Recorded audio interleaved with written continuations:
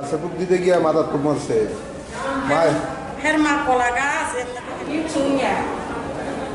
তুতিলার আমরার বাড়িতে তুতিলার আর কি নিচের একটা কলা গাছ আমরা তো কলার বাগান আছে আর আমরা ঘরে কলা গাছ কাটতে গেছে হের মা আর কলার কি এটার মধ্যে দিলা এতে করতে পারে না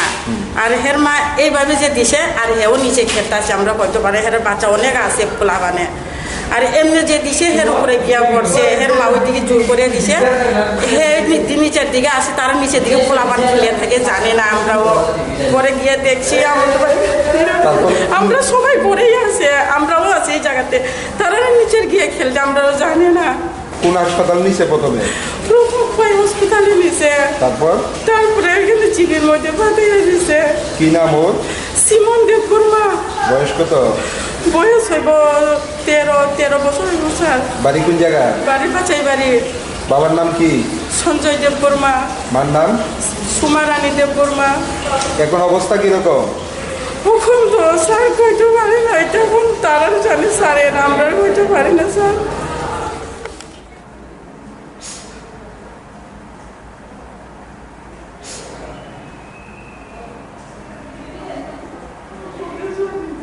কলা গাছ কাটতে গিয়া আচারটা সত্যি মাথা দিয়েছে ওখানে মার সামনে আছে আর কি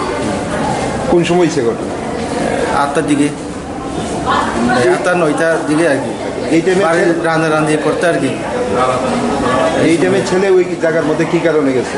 মানে সামনে গেছে মার লগে এটা লেগে আচারটা সত্যিয়া বলার কাছে লাগছে আর কি মাথা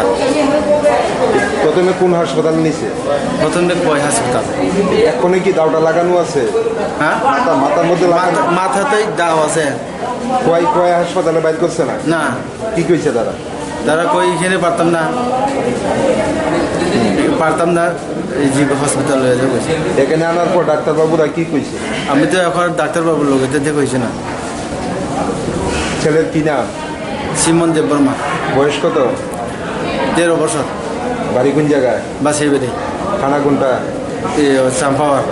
চম্পাওয়ার বাবার নাম কি সঞ্জয় দেববর্মা